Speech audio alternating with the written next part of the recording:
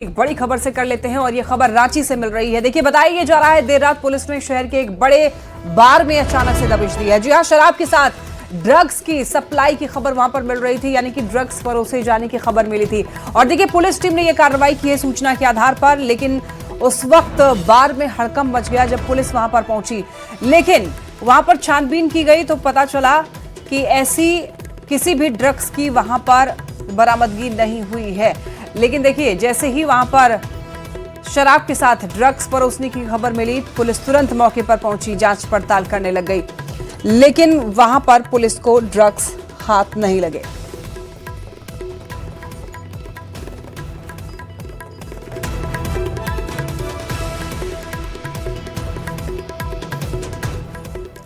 तस्वीरें आप देख रहे हैं, ये वही बार है जहां पर यह खबर मिली थी कि ड्रग्स लोगों को दिए जा रहे हैं।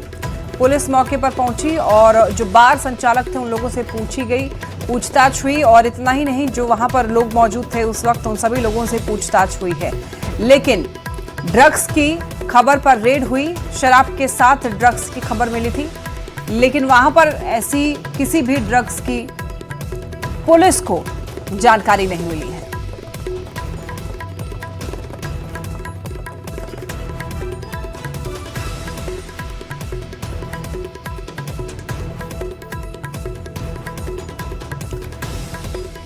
देखिए, जांच के दौरान पुलिस को वहां पर किसी भी तरह का ड्रग्स बरामद नहीं किया गया है, पुलिस के हाथ नहीं लगे हैं। ज्यादा जानकारी के लिए न्यूज 18 संवाददाता ओम प्रकाश हमारे साथ जुड़ गए हैं। ओम प्रकाश, एक बार में रेड पड़ा और ड्रग्स की खबर मिली थी, पूरी जानकारी दीजिए। जी बिल्कुल, बात करें तो रांची के पास में पिछले दिनों जो गिरफ्तारियां हुई थी, जो LSD नामक ड्रग्स बरामद हुई थी, वहां से इनपुट पुलिस को मिला था कि रांची के कई बार्स में जो है वो ड्रग्स परोसे जा रहे हैं, जिसकी जानकारी मिलने के बाद पुलिस के द्वारा जो बार में है वो छापेमारी की गई। हालांकि जांच के क्रम में वहां पर कोई ड्रग्स तो बरामद नहीं हुआ, लेकिन जिस तरह से पुलिस की टीम वहां पर पहुंची, थोड़ी अफरा तफरी का माहौल जो है वो जरूर बन गया। हालांकि ये बात जरूर पुलिस के जानकारी में आई है कि रांची के पास में सूखा नशा का क्रेज जो है वो भी बढ़ रहा है, और उसे देखते हुए अब रांची पुलिस इस पूरे विषय को लेकर काफी गंभीर है। तो देखना होगा कि किस तरह से ये पूरा नेक्सस जो है वो ऑपरेट कर रहा है और कहीं न कहीं युवाओं को नशे की दलदल में धकेलता हुआ नजर आ रहा है। इस पर कैसे लगाम लगा पाती है पुलिस। ठीक है ओम प्रकाश, बहुत धन्यवाद आपका इन तमाम जानकारियों के लिए। वहीं अब खूंटी से बड़ी खबर है। मुरहू में देखिए, रामनवमी शोभा यात्रा के दौरान पथराव की घटना के बाद दो पक्षों के बीच तनाव के हालात रहे। दिन भर माहौल तनावपूर्ण रहा। हालात को नियंत्रित करने के लिए प्रशासन अलर्ट मोड में नजर आया। प्रशासनिक अधिकारियों ने दोनों ही पक्षों के लोगों से शांति बनाए रखने की अपील भी की और पुलिस ने काफी समझाने बुझाने की कोशिश की। तस्वीरें आप देख सकते हैं। अधिकारियों ने यह साफ कहा है कि किसी भी हाल में कानून व्यवस्था बिगड़ने नहीं दी जाएगी। वहीं आक्रोशित ग्रामीणों ने आरोपियों की गिरफ्तारी और दोषी पुलिसकर्मियों पर कार्रवाई की मांग की। लाइव देखो, वहां पर पत्थर उछल चल रहा है। खूंटी का मामला है। मुरहू में रामनवमी शोभा यात्रा के दौरान पथराव की घटना के बाद दो पक्षों के बीच तनाव के हालात रहे। दिन भर माहौल तनावपूर्ण रहा। तस्वीरें आप ये देख सकते हैं। और हालात को देखते हुए नियंत्रित में करने के लिए प्रशासन अलर्ट मोड में नजर आया। और इसके बाद देखिए, अधिकारियों ने ही दोनों पक्षों को शांति बनाए रखने के लिए कहा है। और इसके बाद अधिकारियों ने कहा है कि कानून व्यवस्था बिगाड़ने वालों पर कार्रवाई होगी।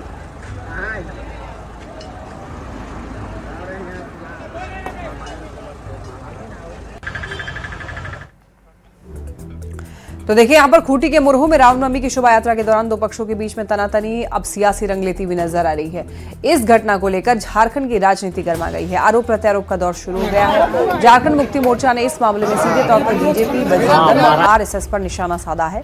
तो वहीं बीजेपी ने इन आरोपों को खारिज करते हुए सत्ताधारी दलों को राजधर्म की याद दिलाई। लाइव देखो, वहां पर पत्थर उछल चल रहा है। जिला प्रशासन सफल रहा तभी तो कोई अप्रिय घटना नहीं घटी। लोगों ने कोशिश किया तनाव पैदा करने का, और लोग नहीं बल्कि भारतीय जनता पार्टी, बजरंग दल, RSS के लोग उसमें शामिल रहते हैं पूरे झारखंड में।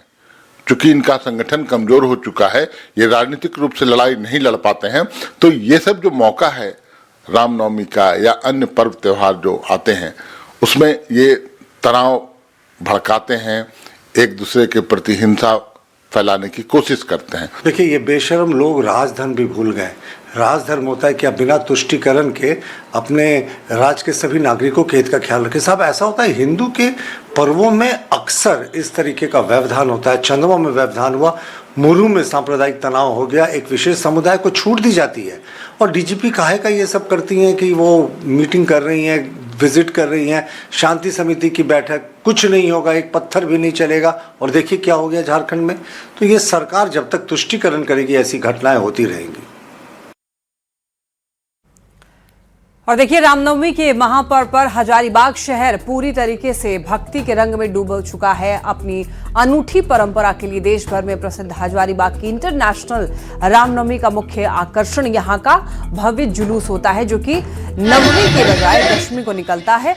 लगातार 48 घंटे तक चलने वाले इस आयोजन में 4 से 5 लाख श्रद्धालुओं की भीड़ उमड़ती है, जहां पर युवा पारंपरिक हथियारों और लाठी डंडों के साथ अपनी कलाबाजी का प्रदर्शन भी करते हैं। और इस साल शहर के जुलूस मार्ग पर 100 से भी ज्यादा झांकियां शामिल हो रही हैं, जिनकी निगरानी जीपीएस और ऑनलाइन सीसीटीवी कैमरों के जरिए की जा रही है। पूरे आयोजन पर नजर रखने के लिए जिला नियंत्रण कक्ष के साथ साथ विशेष रामनवमी मंच से भी लगातार मॉनिटरिंग की जा रही है। हाईटेक व्यवस्था के साथ इस बार श्रद्धालुओं को न सिर्फ भव्यता बल्कि बेहतर प्रबंधन का भी अनुभव मिलेगा।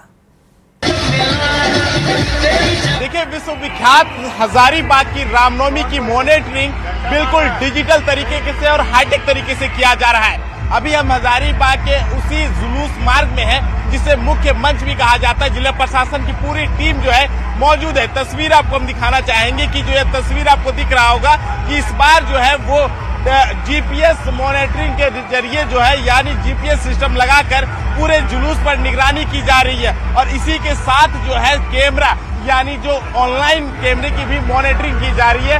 इसके साथ ही जो है, यानी शहर के सड़कों की अगर हम बात कर ले तो कुल 107 झांकियां जो है वो हजारीबाग के शहर के सड़कों पर देखने को मिल रहा है। तो हम कह सकते हैं कि इस तरीके से हाईटेक तरीके से, यानी डिजिटल तकनीक को अपनाकर जो है इस बार जो जुलूस मार्ग है या फिर हम कह ले जो झांकी है उस पर निगरानी किया जा रहा है। जो तस्वीर में आपको दिख रहा होगा कि यहाँ पर जो है 150 से भी अधिक जो है वो कैमरे लगाए गए और सभी कैमरे से सीधे तौर पर झांकियां पर नजर रखी जा रही है।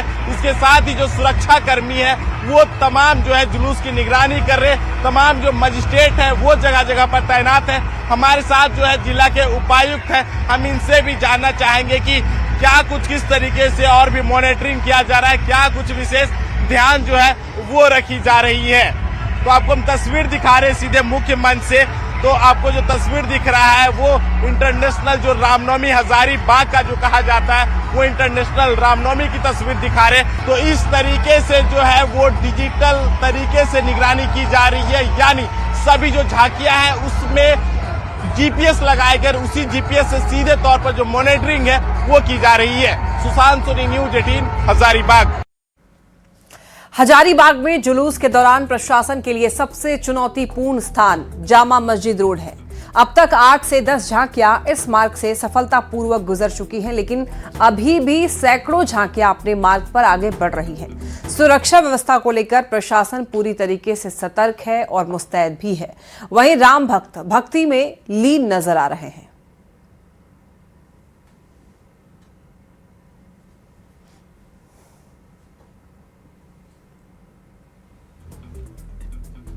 लगातार कई घंटों से हजारीबाग के सड़कों पर राम भक्तों का लगातार तांता बढ़ता जा रहा है। अभी हम हजारीबाग के मस्जिद गली में है। बता दें कि सबसे जो कठिन होता है इसी मस्जिद गली में जो है वो जुलूस का पार करवाना होता है, यानी हम कह सकते हैं कि प्रशासन के लिए यह एक चैलेंज के भी बराबर होता है। अभी तक की अगर बात कर ले तो फिलहाल जो है 107 जुलूस में मात्र 7 ही जुलूस जो है वो इस मस्जिद गली को जो है वो पार करवाया गया। जो आपको तस्वीर में यहाँ दिख रहा होगा कि प्रशासन की यहाँ पर टीम है, सद्भावना की जो लोग है, यानी कई तरह के जो समाज सेवी संगठन के लोग हैं वो यहाँ मौजूद है। सबका सिर्फ एक ही प्रयास है कि इस मस्जिद गली को जो है उस जुलूस को शांतिपूर्ण तरीके से पार किया जाए। फिलहाल की बात कर ले तो सैकड़ों की संख्या में अभी भी झांकियां हजारीबाग के सड़कों में है। लाखों के तादाद में जो राम भक्त है वो सड़कों पर झूमते नजर आ रहे हैं। बता दें कि एक से एक आकर्षक झांकियां जो है वो हजारीबाग में देखने को मिल रही है। इसी वजह से हजारीबाग का जो रामनवमी है वो विश्वविख्यात माना जाता है। रहेंगे जुलूस जो आ रहा है वो स्लो है बहुत, इसीलिए परिश्रम क्या करना पड़ता है। जुलूस खुद पढ़ना चाहिए, पढ़ता नहीं है इसलिए ठेलना पड़ता है। 8 किस तरीके से सहायता 107 जुलूस है टोटल। अभी 107 में 8 गया, मतलब 99 बाकी है। किस तरीके से सहयोग कर रहे हैं आप लोग सद्भावना वाले? हम लोग पास कराने के लिए सहयोग करते हैं, शांति से चला जाए। जुलूस को देखिए, ताकि सब आजकल ईद होता है, इसको आस्ते आस्ते प्यार से ही इसको पास किया जा सकता है। क्या माहौल है हजारीबाग का? माहौल क्या है? माहौल तो बढ़िया है, कोई दिक्कत नहीं है, सब मिलजुल के काम कर रहे हैं। राम भक्त में कितना उत्साह है?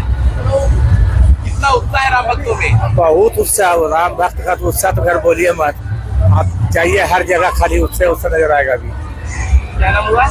मेरा नाम प्रमोद कुमार अग्रवाल हुआ। नहीं, मेरा दुकान है आपस यहाँ पर अपना।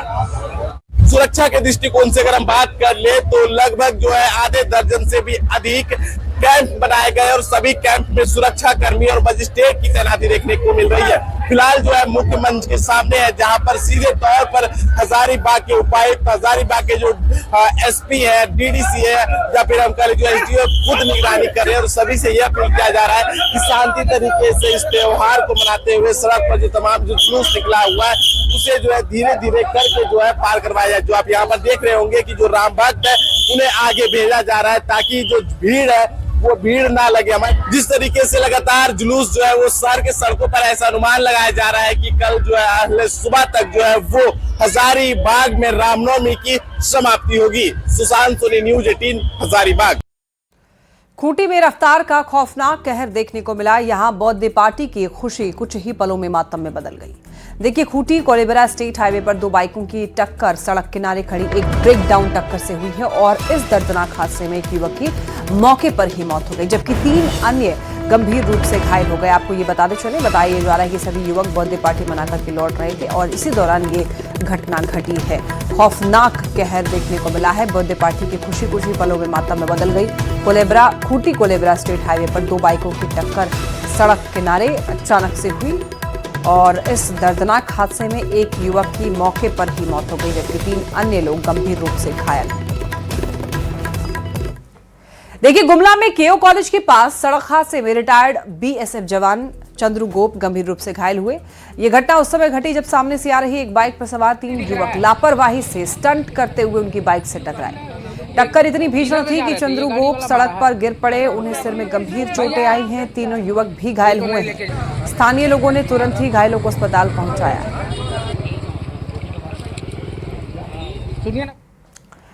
झारखंड में शिक्षक बनने की तैयारी कर रहे अभ्यर्थियों के लिए एक बड़ी खबर है। झारखंड एकेडमिक काउंसिल ने झारखंड शिक्षक पात्रता परीक्षा 2026 के लिए विज्ञापन जारी कर दिया है। आवेदन प्रक्रिया 21 अप्रैल से शुरू होकर 21 मई तक चलेगी। अभ्यर्थी अपना फॉर्म जेईसी की आधिकारिक वेबसाइट के माध्यम से ऑनलाइन भर सकते हैं। इस बार परीक्षा पैटर्न और सिलेबस में भी अहम बदलाव किए गए हैं। कक्षा 1 से 5 और 6 से लेकर 8वीं तक के लिए अलग अलग परीक्षाएं आयोजित होंगी। वहीं सिलेबस को घटाकर मैट्रिक और इंटर स्तर तक सीमित कर दिया गया है। सबसे बड़ी राहत की बात यह है कि अब हर विषय में अलग अलग पास होना जरूरी नहीं होगा, बल्कि ओवरऑल क्वालिफाइंग मार्क्स के आधार पर अभ्यर्थियों को पास किया जाएगा। अभ्यर्थियों की लंबी समय से चली आ रही मांग के बाद किए गए इन बदलावों से लाखों उम्मीदवारों को राहत मिलने की उम्मीद है।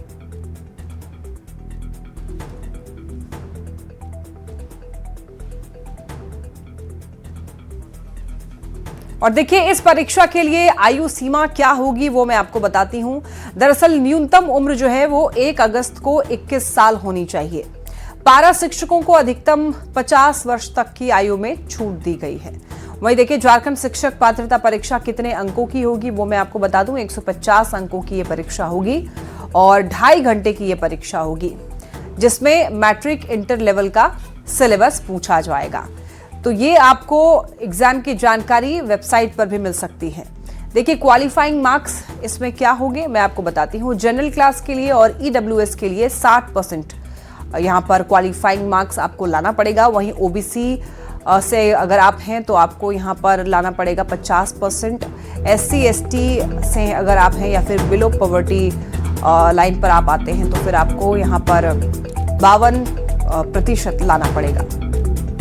तो देखिए, झारखंड में आपको ये बताते चलें कि यहाँ पर ये सारी जो जानकारियां आपको दी गई हैं, ये सारी जानकारियां आपको ऑफिशियल साइट के थ्रू भी मिल जाएंगी। तो आपको एक बार विज्ञापन जरूर चेक करना है ताकि आपको कोई कंफ्यूजन ना रहे। देखिए, झारखंड शिक्षक पात्रता परीक्षा आपको बता दें, कक्षा 1 से 5 और 6 से 8 के लिए अलग अलग परीक्षाएं होंगी, लेकिन मांग देखिए अब सिलेबस और पासिंग मार्क्स में जो है वो बदलाव कर दिए गए हैं।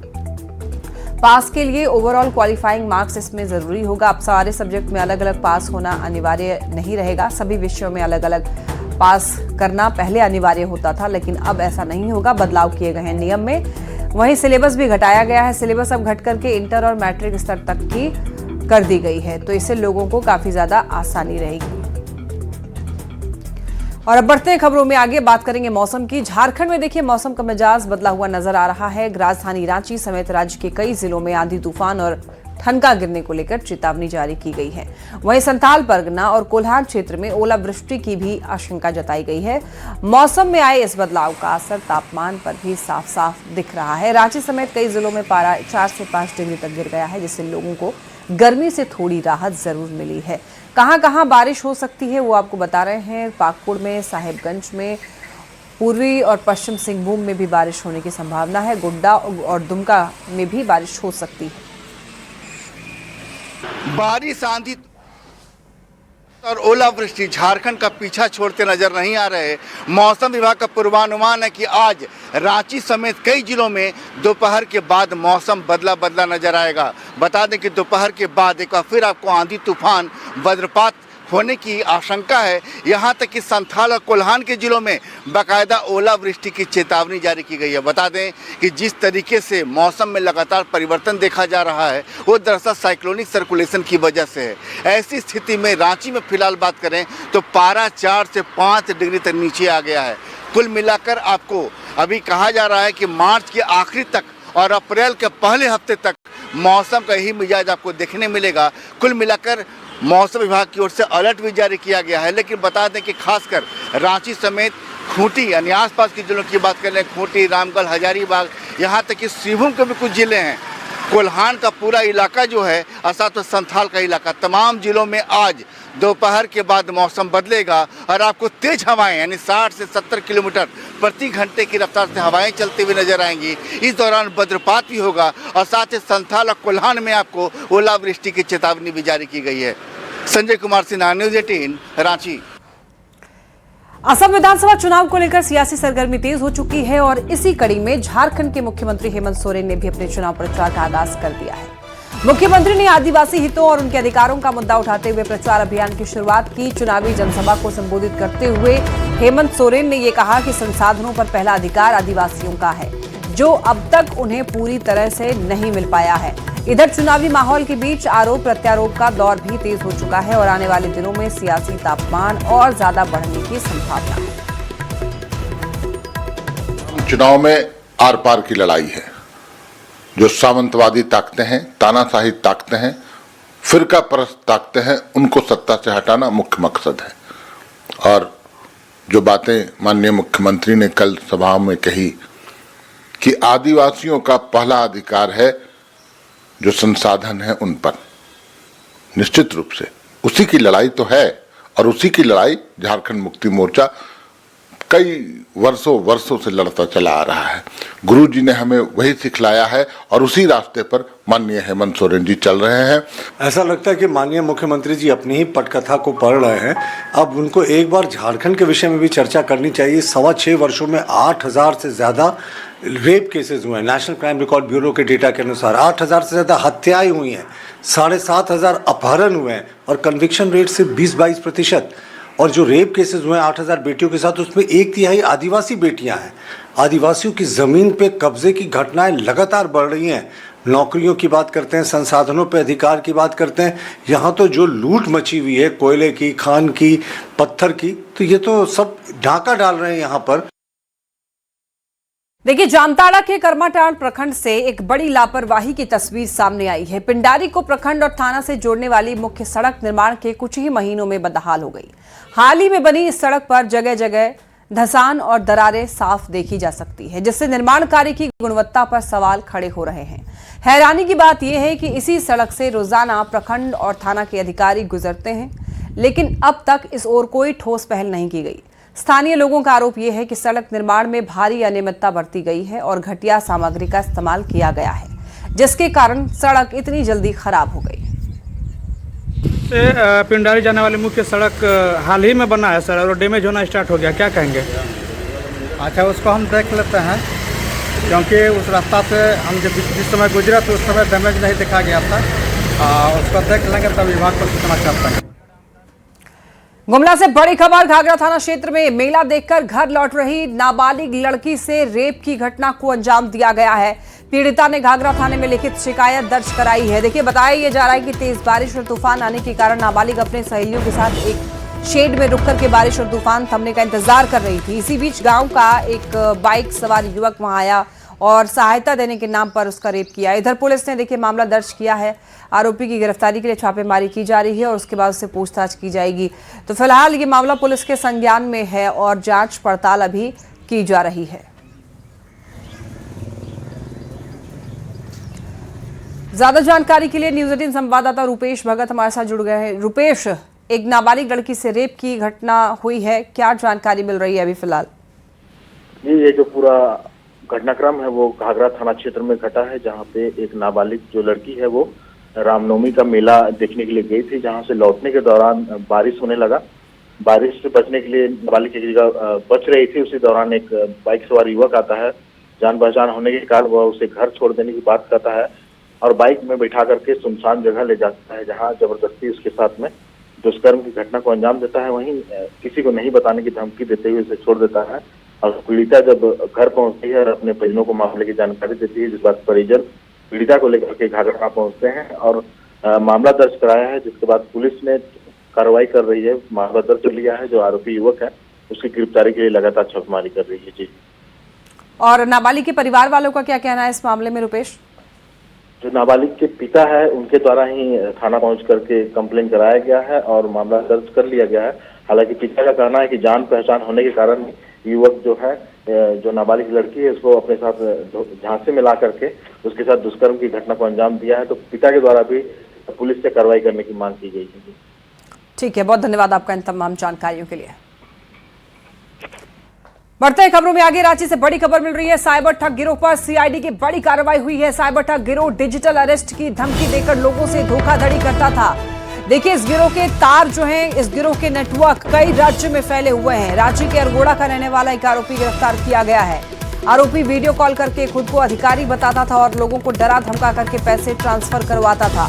लोगों को आरोपी डिजिटल अरेस्ट के नाम पर ठगी, फर्जी केस में फंसाने की धमकी देता था। फर्जी बैंक खातों का इस्तेमाल कर उनमें पैसे मंगवाए जाते थे। आरोपी के पास से मोबाइल, सिम कार्ड और डिजिटल सबूत जब्त किए गए हैं। तो ये बड़ी खबर आप तक पहुंचा रहे हैं रांची से।